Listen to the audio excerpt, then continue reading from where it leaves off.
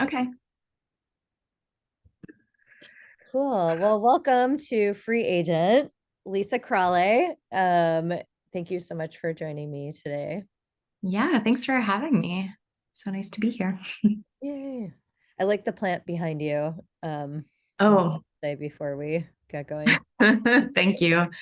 I rescued that plant from, and I used to work as a prop stylist. I don't know if we've ever talked about that, but Mm-mm. this plant was like, had been hacked to bits Oh, for a prop for, I think like a Williams Sonoma catalog or something. oh, good. And I nursed it back to health and it's now like very happy Wow, so years later. happy. It's like, yeah, kind of with your head there looks like multiple plants, but it's just the one going crazy. Yeah. Well, cool. I thought we could start with you just kind of telling a little bit about your art practice and just kind of how you came to art and then also how that balances with your educational and curatorial roles. Yeah. I wouldn't really call myself a curator, or at least not yet. Maybe maybe next time we talk that will Yeah. change. But yeah, education and studio practice have definitely been um or being a studio artist are definitely roles that I've inhabited for a long time. Um and I feel like those two parts of my life go through phases of supporting and challenging and kind of defining one another. I started teaching right after grad school in 2011 and have been teaching drawing and sculpture pretty consistently over the course of that time. And despite the problems inherent intrinsic to higher education in the US, um, I do feel really lucky that I get to spend my time talking with students and engaging with them about, their artwork, especially in the context of like art history and current events and their own lived experience. And I Does think, that feed oh, into your work at all? Like, does conversations that you have in school, do those ever feed into your art practice? yeah, definitely. And I think, especially lately, these days I'm teaching a lot of like foundation courses, like beginning drawing and beginning sculpture. And um, I actually really love those classes because and I teach at a community college. So my students are like um, they're like a perfect cross section of like Bay Area community. So I have like senior citizens and high school Mm-hmm. students who are taking college level classes, and then people who are more like your typical college student who are there to transfer or to Right. earn transfer credits.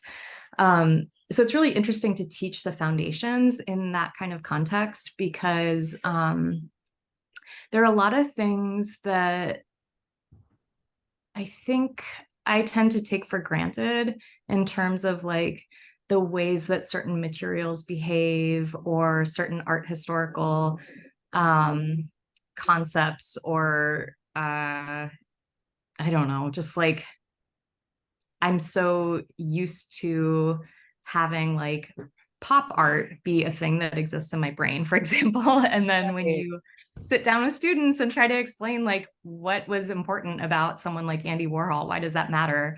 Um, it is a great invitation to actually like think more deeply about the kinds of things that can be taken for granted. So Yeah. Oh, that's so great. I know it's easy to forget when you've known something for so long that there was ever a time that you didn't know it and how much that influences your understanding of the world or of work or yeah, yeah, absolutely.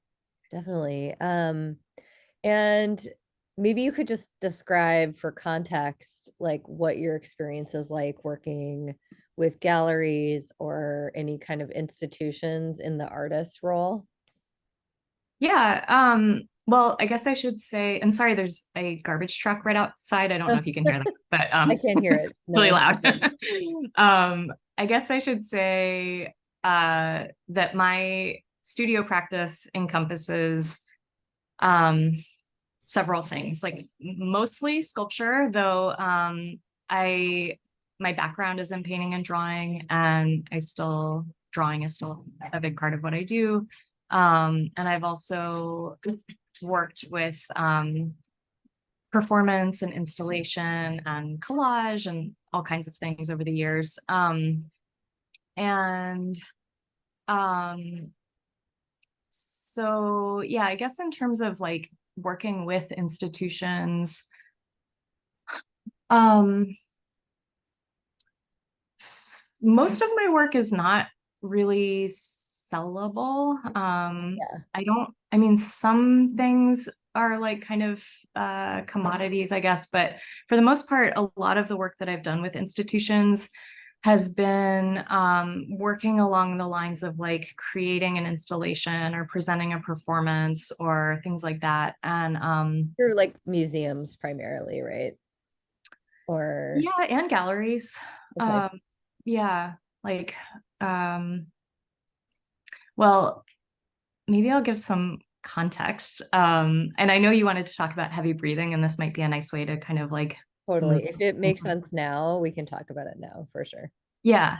Um, okay. So in terms of like how my work has been presented over the years, I have had some shows that were like sculptures in a gallery or drawings in a gallery kind of thing, but I'd say as much or maybe more of my work has been in collaboration with performers, and specifically Sophia Wang, who is a really amazing dancer, choreographer, writer, and just all around brilliant human being here in the Bay Area.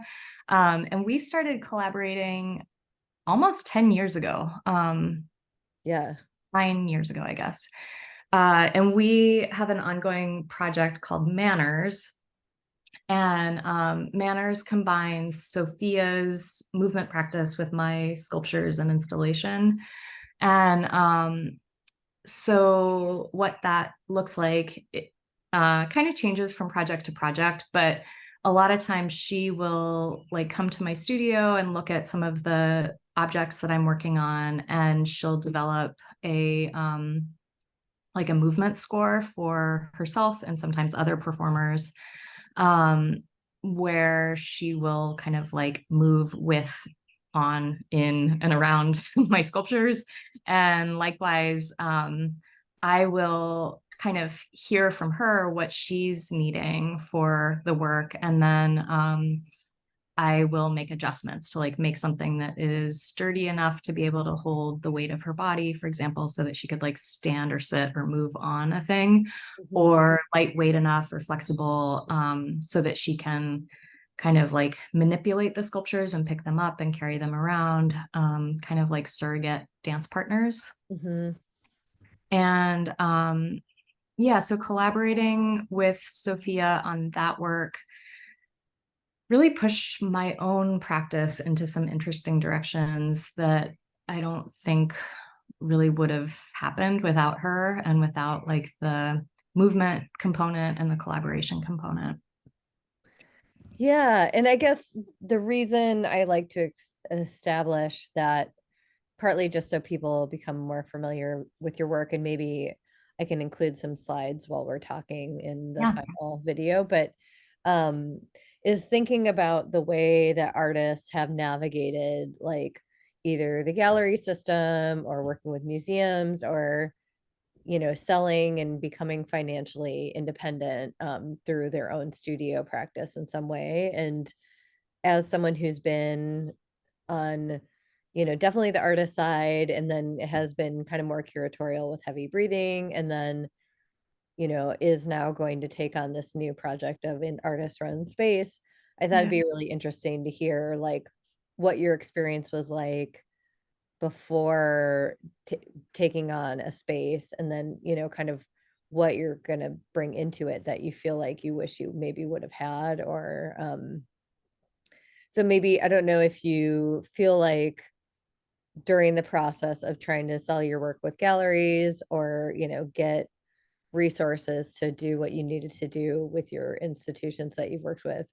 Like, was there anything that you felt like lacking or that you couldn't have done on your own and that you were really grateful for, or that kind of? Yeah.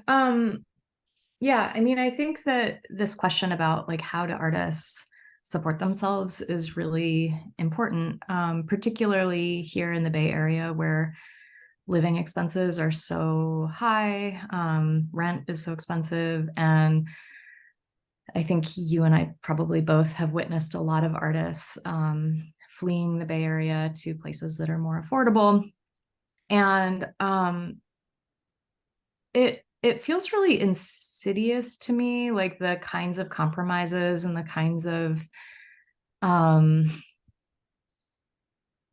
I don't know, just like the amount of labor that artists are expected to do to be able to make a living in addition to making their work is just something that it's like kind of heartbreaking when you really stop and see how a lot of artists are making a living here. And for me, I've always kind of like rubbed up against the relationship between art and money. And um, from a pretty young age, I felt like I didn't want my artwork to be my means of survival. And I knew when I was pretty young, I had a couple like friends and mentors who are established artists, and I would hear them talking about um like things that they were things that they were doing in their practice in order to keep their galleries happy and to keep their collectors happy, and they felt like their practice was limited by like working within the confines of this kind of commercial system. And I think all of that is really what led me to teaching. And I've always been pretty clear, like I make my living as an educator. And if I happen to make some extra money on the sale of an artwork or something, then that's icing on the cake. But I've never had the ambition to be like a gallery artist uh, who makes a living off of the sale of my work. But that said, I do really admire the people in my life who are able to make that happen. And yeah, for sure, one of the goals that I have with personal space is to support artists as much as possible in being able to make a living off of the sale of their work, even though sales is kind of I mean, I hope that I'll be able to sell everybody's artwork. Right. um, but I I don't care if the gallery makes any money. And in fact, right now, the model is that artists who work with personal space will keep 70% of the sale of their art. And that 30% that the space will keep is really just to kind of help us keep the lights on. Yeah. And I'm applying for a bunch of grants. And if that money comes through, my goal is to have the space keep 0% of artist sales. Oh, wow. And hopefully, if there's money, to be able to actually offer like an honorarium or some kind of support for artists to participate in shows at the space. Yeah, I mean, that's like a pretty utopian scenario where, artists get 100% and you're still somehow funded and happy. Yeah. Um, could you talk a little bit about like the impetus for starting? And just for everyone, if I didn't mention it sooner, you're in Vallejo, California, which is kind of in the northeast part of the Bay Area. Is that right? Yeah. Mhm. Yeah, it's Vallejo is about like 20-ish miles north of Berkeley, over the Carquinez Bridge. And I've lived in Vallejo since 2011. And You were uh, like the first person to move out there from like the art scene. the very first person. Yeah, the only um, one so far. yeah, there were a couple. I mean, there's a really incredible history of artists and musicians who've lived in Vallejo Oh, cool. forever. But yeah, when my partner and I moved here, we didn't know anybody, and um, there's a really cool couple who are our neighbors, Jen and Charles, who run this program called Resound here in Vallejo. And they were actually here, I think, like maybe a year before us. Cool. And we connected with them pretty quickly. But over the years, over the last 12 years that I've lived here, there are more and more artists from the Bay Area who have kind of escaped to here, Yeah. and it feels like a very like strong and amazing community of friends now. So yeah, so I've lived here 12 years. The space, personal space, is only a couple blocks away from where I live, so I've walked by that building almost every day for the last 12 years, and it always was a building that I loved. It has really cute like tiles, and has a lot of personality from the outside. Oh, cool. And it was originally a barber shop. And the woman who owns the building now, who's my land person, landlady, um, she's the And granddaughter. Countess. Yes, the Countess.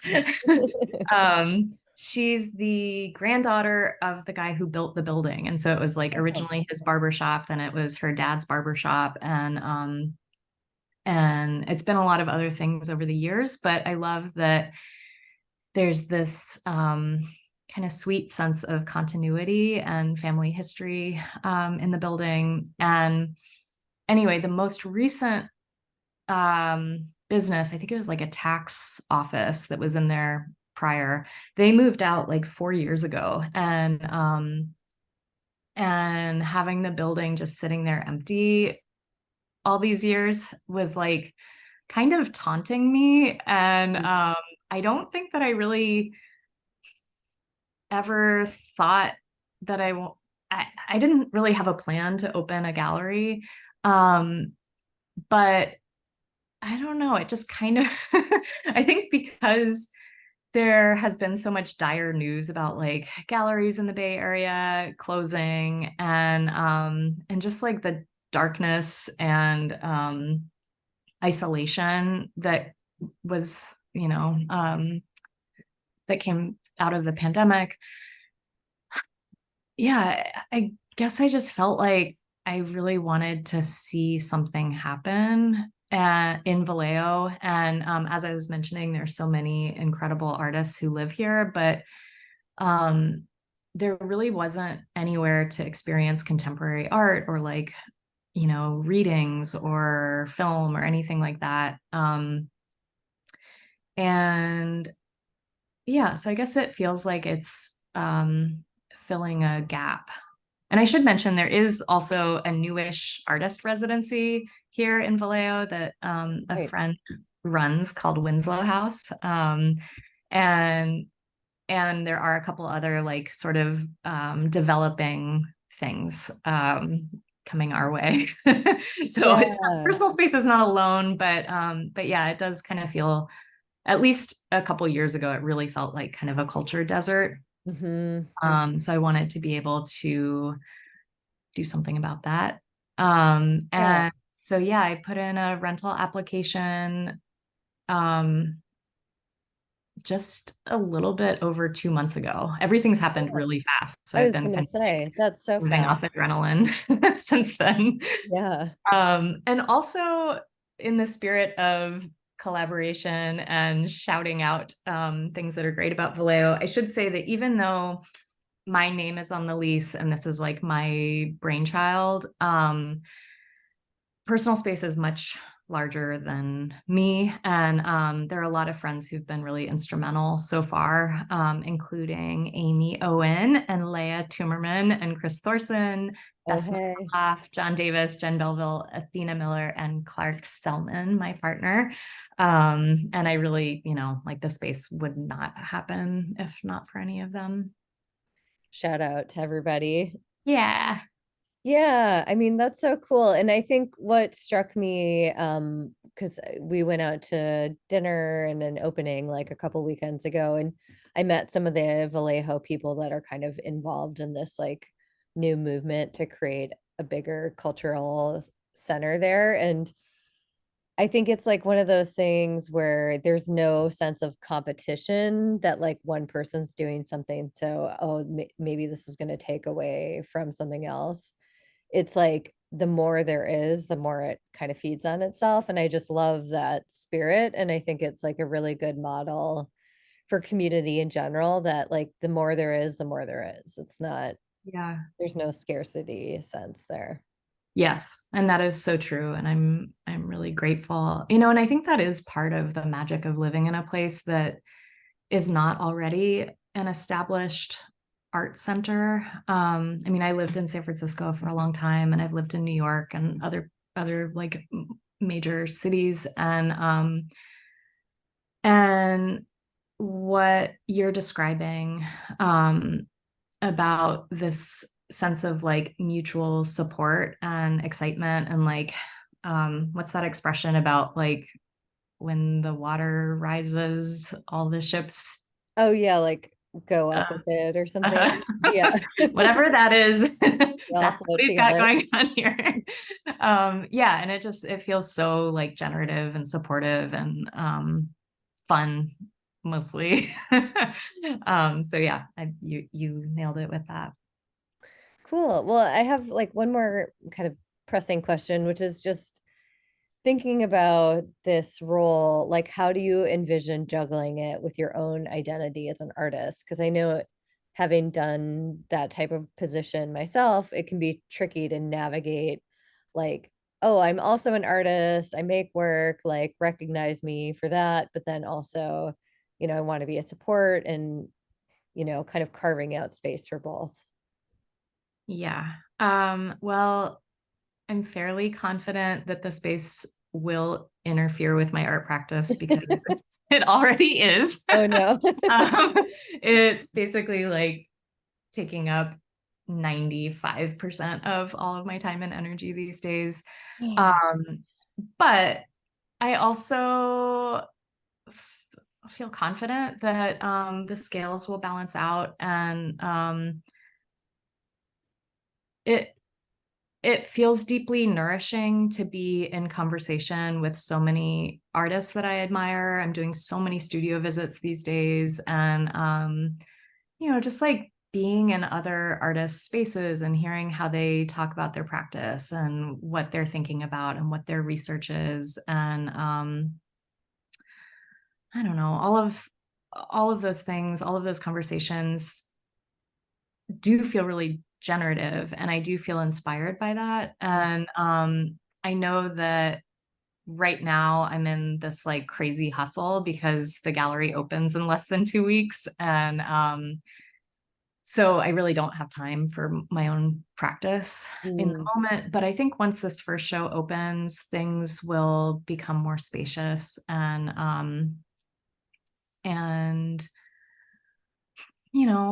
I think this kind of goes back to what we were talking about earlier with like balancing different roles of like artist, educator, gallery runner. um, yeah.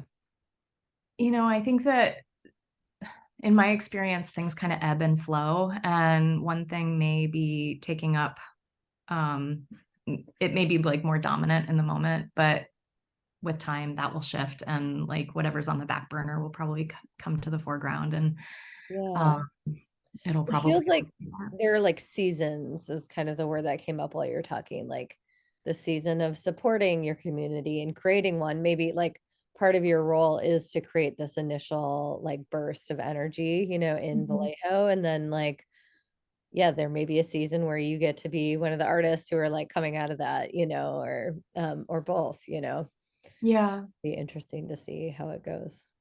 very interesting. Stay tuned. Yeah. So maybe you could just share really quick like what the details of your first show is and how to find Yeah. you and everything. Yeah, let me pull up. And I will just say, full disclosure, I'm in that show. So Yes. I'm so happy that you are. me So, too. blah, blah, blah, blah. I'm looking at the website. I don't know if I already said this, but so one of the goals of this space is to kind of create dialogue between artists in the Bay Area, artists in Vallejo, and artists like more farther afield at different stages of their careers. So I am making an effort to focus on emerging artists, under recognized artists, and kind of more established or mid-career folks. So the inaugural show has a bunch of artists.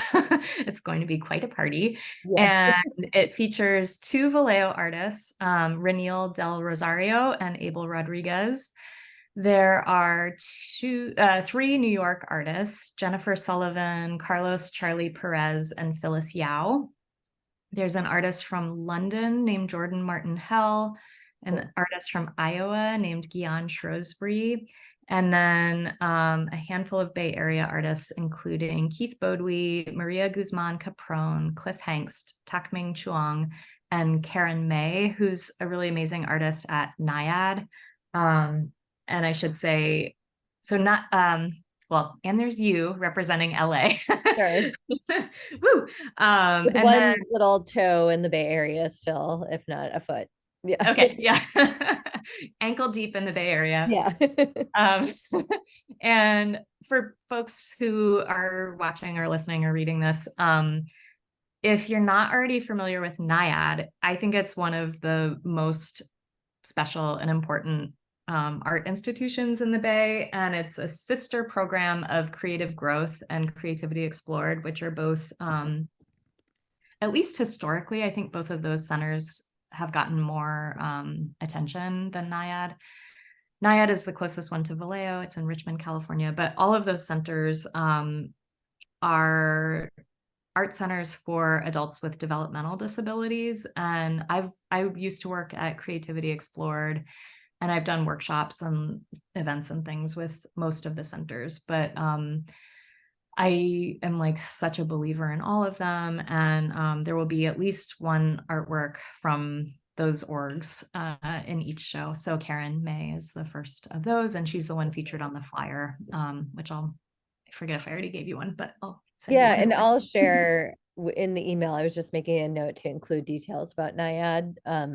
But yeah, I'll share like the flyer in the Substack that will go along with this video. So Okay, cool. Thanks. but yeah, July 30th is the opening from 2 to 5, is that right? Yes, 2 to 5. It's a Sunday afternoon. On the Personal Space website, which is personalspace.space, there is some information on how to get to Vallejo. It's pretty easy in a car. It usually takes like 30 minutes from the East Bay, 20 to 30 minutes from the East Bay, and maybe like 45 from the city. Mhm. And during the opening, we've got live music, Oh, including some members of the band Toro y Moi, oh, very cool. Tony MF and Chef Lee, along with Cole Pullis, who's a amazing saxophone player in the Bay. There will also be some fancy natural wine that's provided by Village Vallejo, and tasty snacks that our friend Leif Hedendahl is making, and the show will be up through September 10th. And you can send contact, like for those who are not in the Bay, like feel free to reach out on your Instagram or email, assume. Yeah, all of those things. Yay. Well, thank you so much, Lisa. This has been really wonderful. And I'm super excited to see the future of your show or of your space and just kind of how things evolve for you personally as an artist, because she's a really talented artist for people watching. So you should definitely check out her work as well. Thanks, Sarah. I really appreciate you inviting me to be a part of this. And yeah, I'm Woohoo. such a believer in you and all of the many things that you do. Thank you so much. Yeah, take care.